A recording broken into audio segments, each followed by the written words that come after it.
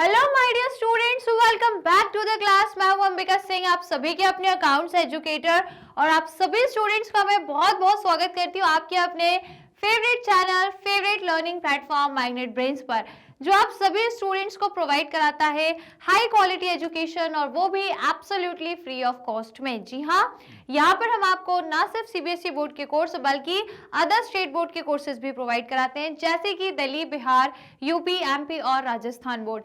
English medium के courses भी मिल जाएंगे, इसके अलावा हिंदी मीडियम के कोर्सेज भी हम आप लोगों को प्रोवाइड कराते हैं। तो यदि इंग्लिश मीडियम की बात करूं तो starting from class KG to class 12 आप लोगों को हिंदी मीडियम के कोर्सेज मिल जाएंगे, सॉरी इंग्लिश मीडियम के मिल जाएंगे।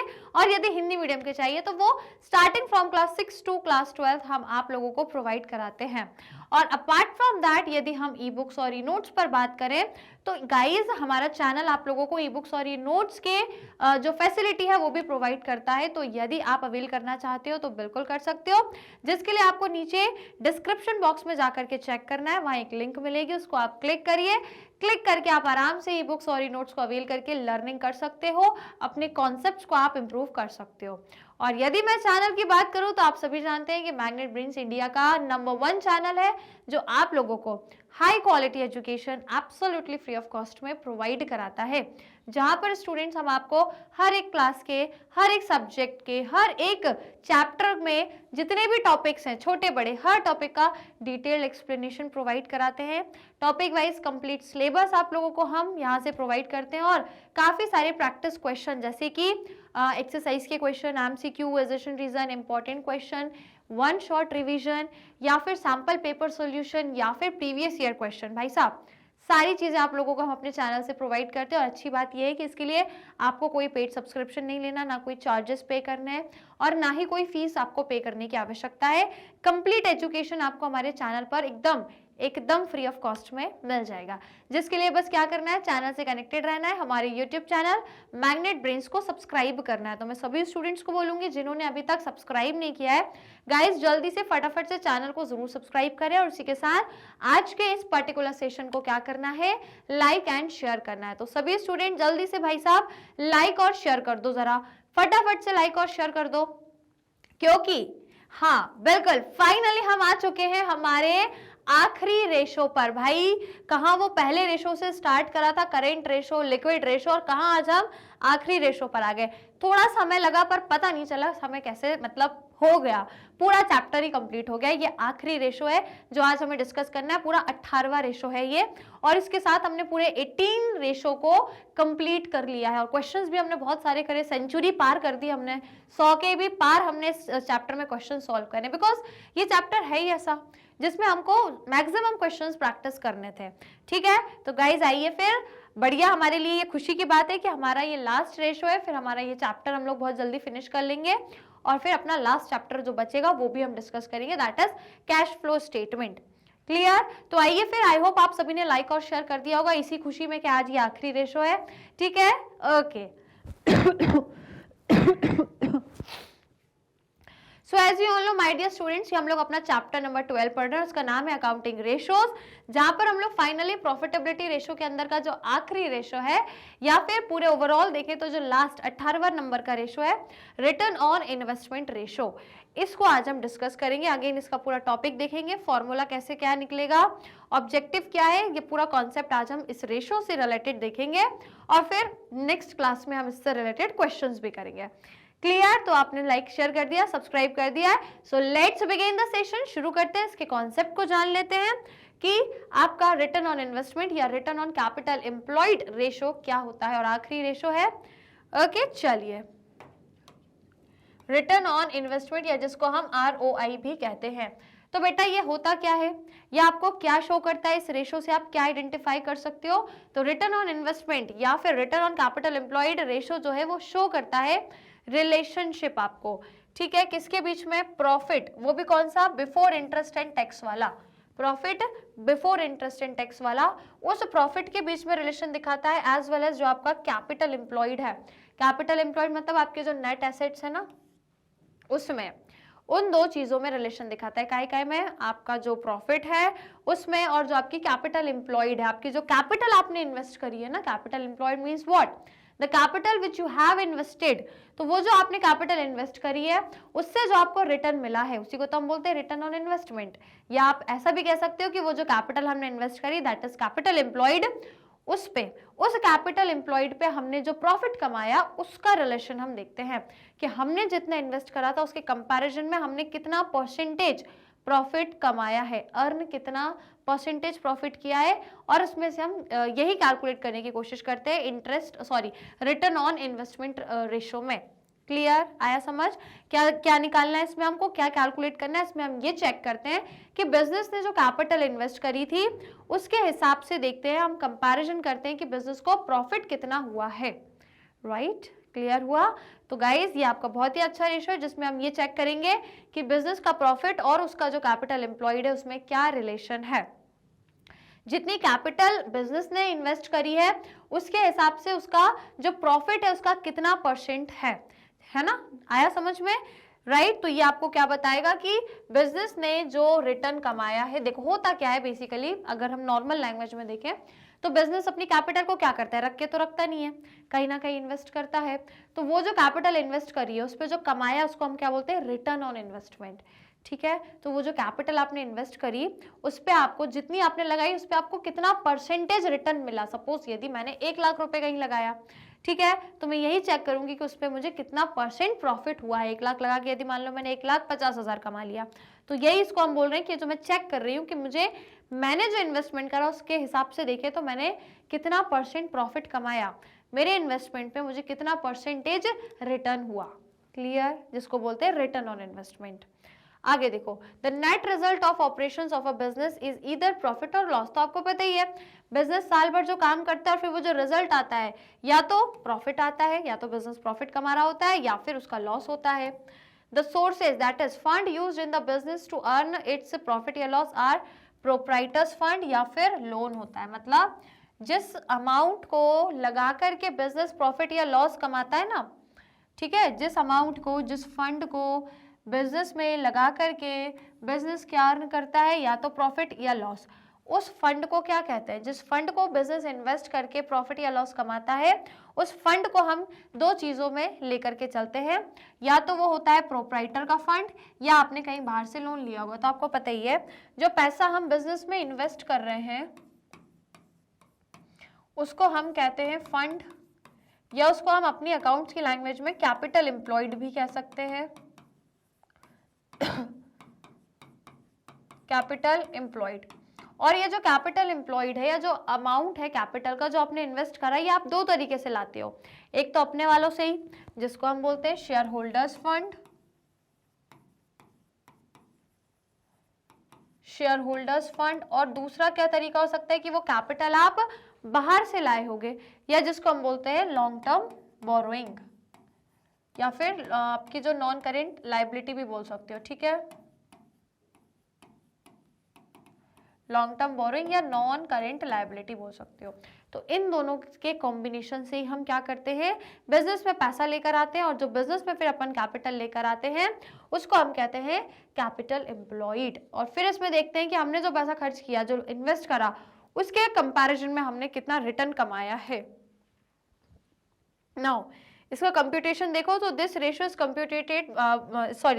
Computed by dividing net profit before interest and tax and dividend by capital employed। तो इस रेशो को यदि आपको निकालना है, कौन सा रेशो, रिटर्न ऑन इन्वेस्टमेंट, तो आपको रिटर्न लेना है। रिटर्न लेना है, सबसे पहले रिटर्न लेना है, मतलब बदले में जो नेट प्रॉफिट मिला है ना, आप इन्वेस्ट करके जो रिटर्न मिलता है उसको हम क्या बोलते हैं कि हमने इन्वेस्टमेंट पे जो प्रॉफिट कमाया, तो वो पहले आप ले लो। तो देखो अब आपको इसको याद रखना है, तो कैसे याद रखोगे कि यदि आपको ROI निकालना है, रिटर्न ऑन इन्वेस्टमेंट यदि निकालना है, तो पहले रिटर्न लो, मतलब पहले नेट प्रॉफिट लो। नेट प्रॉफिट तो लोगे लेकिन बिफोर इंटरेस्ट, टैक्स और डिविडेंड वाला, पहले वाला, मतलब ऐसा नेट प्रॉफिट जिसमें आपका इंटरेस्ट, टैक्स और डिविडेंड शामिल हो। ठीक है, वो डिडक्ट ना हो। उसके बाद का नेट प्रॉफिट नहीं लेना है, उसके पहले का ही नेट प्रॉफिट लेना है, बिफोर वाला लेना है। मतलब ऐसा नेट प्रॉफिट जिसमें आपका इंटरेस्ट भी जुड़ा हुआ हो, आपके टैक्स भी जुड़े हुए हो, और एज वेल एज आपका डिविडेंड भी जुड़ा हुआ हो। क्योंकि जब ये तीनों अगर नेट प्रॉफिट में से माइनस हो जाते हैं तो वो net profit after tax, interest और डिविडेंड आता है, पर हमको आफ्टर नहीं बिफोर वाला चाहिए। पहले वाला। तो यदि ये अगर आपको आफ्टर वाला दिया हो, क्वेश्चन में होगा क्या कि आपको आफ्टर वाला दिया रहेगा, तो आप बिफोर वाला कैसे निकालोगे, इन तीनों को ऐड करके, ठीक है। आप लोगों को नेट प्रॉफिट आफ्टर वाला दिया रहेगा, but you need to calculate before. तो इसके लिए आप क्या कर दोगे, टैक्स को प्लस कर दो, इंटरेस्ट को प्लस कर दो, एज वेल एज डिविडेंड, तो ऑटोमेटिकली आपका नेट प्रॉफिट बिफोर निकल कर आ जाएगा। क्लियर, इस तरीके से आप निकाल लोगे, ठीक है। तो फॉर्मूला याद रखिएगा, रिटर्न ऑन इन्वेस्टमेंट निकालना है, रेशो, तो net profit before interest tax dividend divide by capital employed, ये जरूर लेना है capital employed, and multiply by 100, because ये भी आपका परसेंटेज में आएगा, तो इसको भी आप मल्टीप्लाई कैसे करोगे, 100 से करोगे। इज इट क्लियर, समझ में आ गया सभी को, ये वाला रेशो आखिरी रेशो था, ठीक है। चलिए अब अपन इसके आगे बढ़ते हैं। Net profit is taken before interest tax and dividend, अब इसका कारण क्या है ma'am, what is the reason कि हम जो नेट प्रॉफिट है वो आफ्टर वाला ना लेकर के बिफोर वाला ले रहे हैं, क्यों, ऐसा क्यों है कि हमको वो वाला नेट प्रॉफिट चाहिए जो एक सेकेंड, नेट प्रॉफिट, हाँ ठीक है, तो net profit is taken before, हम नेट प्रॉफिट वो वाला क्यों ले रहे हैं जिसमें इंटरेस्ट टैक्स और डिविडेंड सब कुछ जुड़ा हुआ है, बिफोर वाला क्यों ले रहे हैं, क्योंकि इसके आपको यहाँ 3 कारण दिए हैं। पहला है interest is not an operating cost, क्योंकि बेटा इंटरेस्ट जो है वो कोई आपकी ऑपरेटिंग कॉस्ट तो है नहीं, वो तो आपका नॉन ऑपरेटिंग एक एक्सपेंस होता है, so it is a non operating cost, that is why उसको हम नहीं डिडक्ट करेंगे, ठीक है, क्योंकि ये आपका ऑपरेटिंग कॉस्ट नहीं, हाँ यदि ऑपरेटिंग कॉस्ट होता तो हम डिडक्ट कर देते हैं। दूसरा, अगर टैक्स का कारण देखें तो tax is light on the profit earn by the company and this is not an operating cost, तो अगेन ये भी कोई ऑपरेटिंग कॉस्ट नहीं है आपकी, क्योंकि जो टैक्स होता है वो हम क्या करते हैं, प्रॉफिट जो अर्न हुआ है उसमें से हम माइनस करते हैं, तो ये कोई कॉस्ट नहीं है, ये तो प्रॉफिट निकलने के बाद इंटरेस्ट दिया जाता है, ऐसा नहीं है कि प्रॉफिट बाद में निकल रहा है इंटरेस्ट पहले माइनस हो गया, ऐसा नहीं होता है। इंटरेस्ट सॉरी इंटरेस्ट नहीं, टैक्स, तो जो टैक्स होता है वो प्रॉफिट निकलने के बाद माइनस होता है, ऐसा नहीं है कि पहले ही आपके प्रॉफिट में से टैक्स माइनस हो गया उसके बाद प्रॉफिट आता है, नहीं, पहले प्रॉफिट निकाल लिया उसके बाद उस प्रॉफिट में से आपका टैक्स माइनस होता है या आपका टैक्स जाता है, दैट इज वाई, ठीक है। तो वो जो टैक्स है वो आपका काय पे चार्ज होगा, जो आपने प्रॉफिट अर्न किया है, जो प्रॉफिट आपने कमाया है, इसीलिए इसको हम कोई ऑपरेटिंग कॉस्ट तो मानेंगे नहीं, क्योंकि ऑपरेटिंग कॉस्ट होती है तो प्रॉफिट निकलने के पहले ही माइनस हो जाता, पर जब प्रॉफिट निकलता है उसके बाद डिसाइड होता है कि टैक्स कितना रहेगा आपके उस प्रॉफिट पे, that is why it is not an operating cost, therefore इसको हम नहीं लेंगे।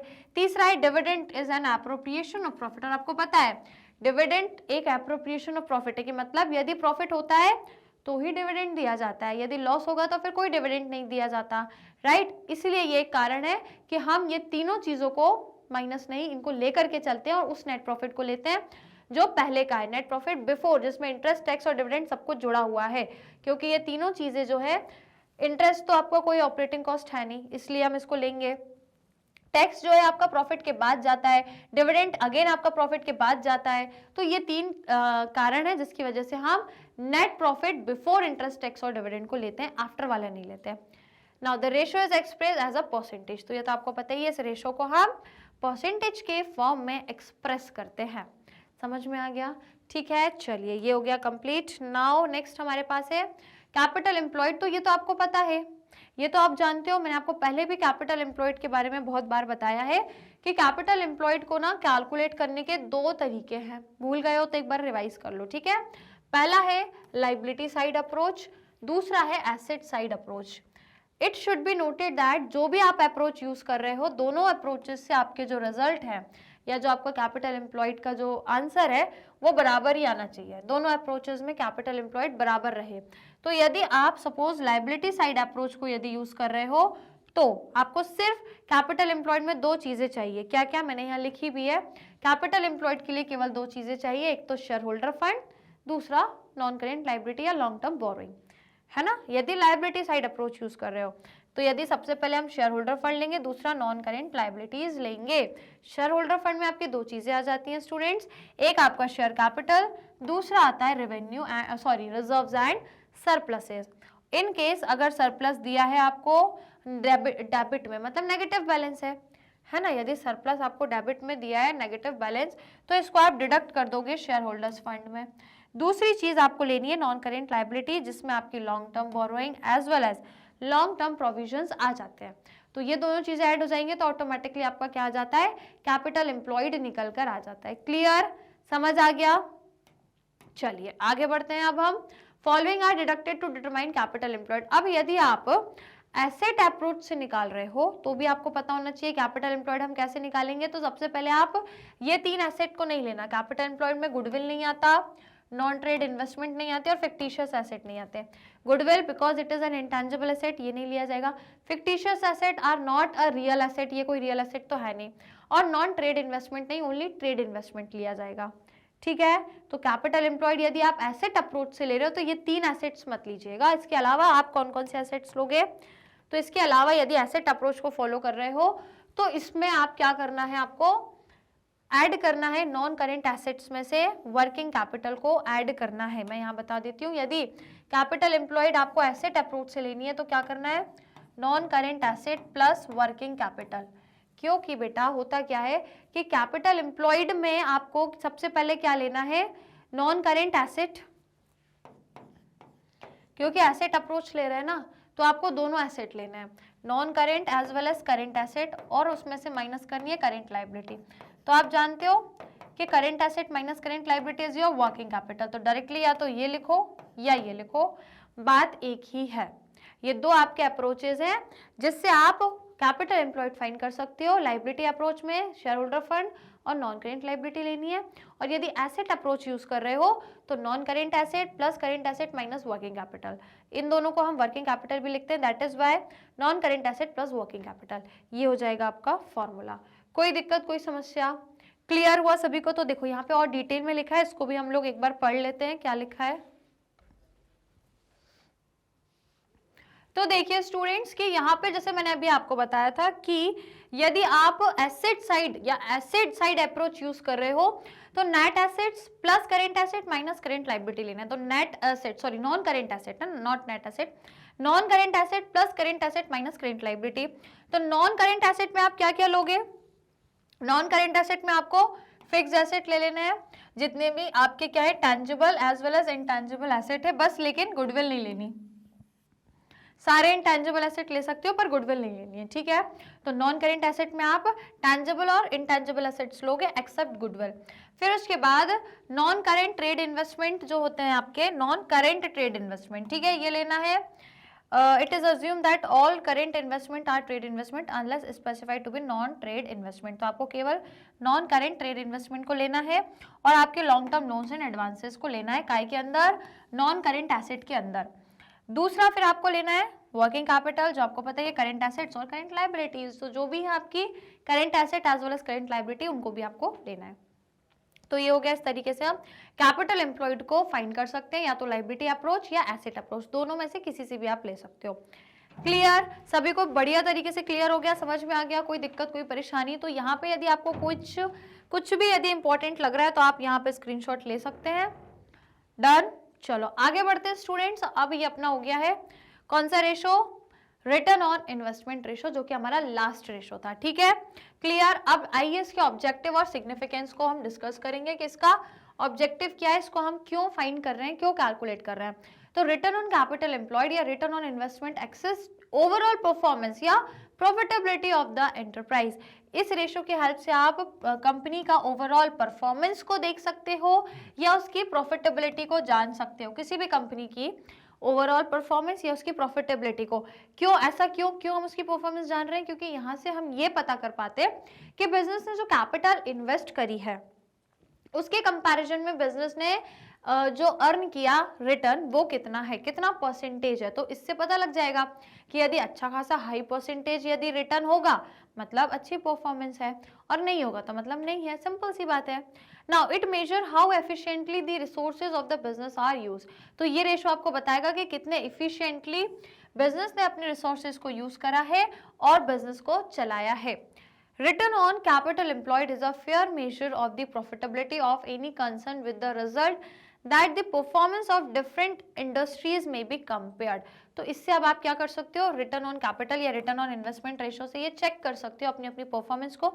आप खुद की परफॉर्मेंस को पास्ट ईयर की परफॉर्मेंस या प्रीवियस ईयर की परफॉर्मेंस से देख सकते हो, एज वेल एज आप अपनी प्रॉफिटेबिलिटी या अपनी परफॉर्मेंस को किसी दूसरी कंपनी जो आपकी इंडस्ट्री की है, किसी दूसरी कंपनी या जो आपकी कॉम्पिटिटर है उससे भी कंपेयर कर सकते हो, राइट। तो ये आपके पास बढ़िया से एक ऑप्शन है जिससे आप ये चेक कर सकते हो कि हमने जो पैसा एज अ कैपिटल इन्वेस्ट किया है, जो हमने कैपिटल एम्प्लॉयड लगाई है, जो हमारे नेट एसेट्स हैं, उनके मुकाबले जो हमें रिटर्न हुआ है वो कितना परसेंटेज हुआ है। क्लियर हुआ सभी को? तो इस रेशो से हम ये पता लगा लेंगे, ठीक है। तो अगर आपको क्लियर हो गया है तो लाइक और शेयर कर दो भाई फटाफट से। फिर अपनी ये कहानी आज की ओवर होती है। फाइनली हम लोगों ने पूरे जितने भी अकाउंटिंग रेशोज थे उनको कंप्लीट कर लिया है। पूरे 18 अकाउंटिंग रेशोज हमारे डन हो गए हैं। अब बचा है क्या, इसकी एक्सरसाइज के क्वेश्चंस बचे बस ये लास्ट वाले के, बाकी सबको तो अपन करते ही आ रहे हैं। तो अब अगली क्लास में मैं आपको एक्सरसाइज के क्वेश्चंस कराऊंगी रिटर्न ऑन इन्वेस्टमेंट रेशो से रिलेटेड। क्लियर? तो चलिए आज के से, अच्छा ये 2 पॉइंट और बचे, अच्छा स्कोर पढ़ लेते हैं। ये 2 पॉइंट्स क्या कह रहे हैं, तो देखो an enterprise should have a satisfactory ratio.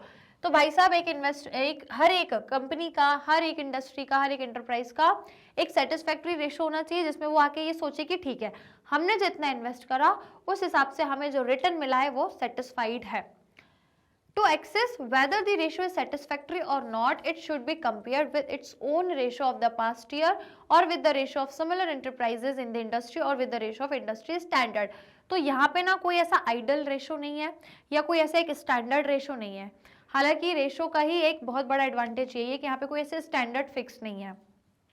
तो अब आपका कितना रेशो आ रहा है, आप उसको कंपेयर कैसे करोगे, आप कैसे सोचोगे कि ये रेशो अच्छा है अच्छा है या नहीं है, कैसे डिसाइड करोगे? तो इसके लिए आप क्या करो, या तो खुद के ही प्रीवियस ईयर के रेशो से कंपेयर करो कि पहले कम था इस बार ज्यादा है तो चलो बढ़िया है हमने ज्यादा रिटर्न कमाया। दूसरा तरीका, आप दूसरे अपने ही कॉम्पिटिटर से जो आपकी इंडस्ट्री के दूसरा एंटरप्राइज है, दूसरी कंपनी है, उनसे कंपेयर कर सकते हो कि यार हमारा ये रेशो उनका ज्यादा आया, दैट मीन्स वो ज्यादा आगे हैं, हम पीछे रह गए। फिर आप उसको इंप्रूव करने की कोशिश करिए, फिर नेक्स्ट ईयर फिर से कंपेयर करो तो आपको फिर धीरे धीरे करके समझ में आएगा कंपैरिजन कैसे करना है, राइट। तो इसका कोई अगेन ऐसा स्टैंडर्ड फिक्स नहीं है, ये डिपेंड करता है आप अपने ही या तो परफॉर्मेंसेस को चेक कर सकते हो, कंपेयर कर सकते हो, अदरवाइज आप अपने कॉम्पिटिटर के रेशो से कंपेयर कर सकते हो। क्लियर? समझ आया? चलिए तो ये हो गया आज का सेशन कंप्लीट। आई होप आप लोगों को रिटर्न ऑन इन्वेस्टमेंट रेशो से रिलेटेड चीजें क्लियर हो गई होंगी। फॉर्मूला जरूर ध्यान रखिएगा, कॉन्सेप्ट एक बार रिवाइज कर लेना क्योंकि अगली क्लास में मैं आपको इसी से रिलेटेड क्वेश्चन सॉल्व कराऊंगी। तो मिलेंगे फिर हम लोग नेक्स्ट वाले अपनी क्लास में, अगले सेशन में, इसी प्लेटफॉर्म, इसी चैनल मैग्नेट ब्रेन्स पर जो आप सभी को प्रोवाइड कराता है 100% free as well as high quality education. बिल्कुल स्टूडेंट्स, यहाँ पर हम आपको CBSE बोर्ड के अलावा अदर स्टेट बोर्ड के कोर्सेज भी प्रोवाइड कराते हैं जैसे कि दिल्ली, बिहार, यूपी, MP और Rajasthan board, Vedic maths crash course और स्पोकन इंग्लिश के कोर्सेज भी आपको मिल जाएंगे हमारे ही यूट्यूब चैनल पर, जहां पर हम लोगों ने आपको हर एक चैप्टर के, मतलब हर एक सब्जेक्ट के हर एक चैप्टर का आपको डिटेल एक्सप्लेनेशन मिलेगा। टॉपिक वाइज काफी सारे प्रैक्टिस क्वेश्चंस भी मिल जाएंगे, तो आप जाकर के हमारे चैनल को जरूर सब्सक्राइब करें। इवन यदि आप चाहो तो मोबाइल ऐप डाउनलोड कर सकते हो या फिर हमारी वेबसाइट पर भी कंप्लीट कोर्स अवेलेबल है जिसको आप आराम से एक्सप्लोर कर सकते हो। क्लियर? और यदि आप ई बुक्स और ई नोट्स को अवेल करके लर्निंग आप इंप्रूव करना चाहते हो तो वो भी आप कर सकते हैं। उसके लिए नीचे डिस्क्रिप्शन बॉक्स में लिंक दी हुई है, आप जाकर चेक कर सकते हैं और अवेल कर सकते हैं। और यदि आप other social media platform use करते हो जैसे YouTube, Facebook, Instagram, Twitter, WhatsApp, तो यहाँ पर आप हमें फॉलो करके अपनी लर्निंग को और भी इंटरेस्टिंग और भी अमेजिंग बना सकते हो। तो जरूर से लाइक शेयर करना, चैनल को सब्सक्राइब जरूर कर देना, और क्या करना है, बस और कुछ नहीं करना है, रिवीजन करना है, जो पढ़ाया है उसको रिवाइज कर लेना। बाकी अगले क्लास में हम क्वेश्चंस को सॉल्व करेंगे। So we see you guys again in the next session. Till that take care and keep learning.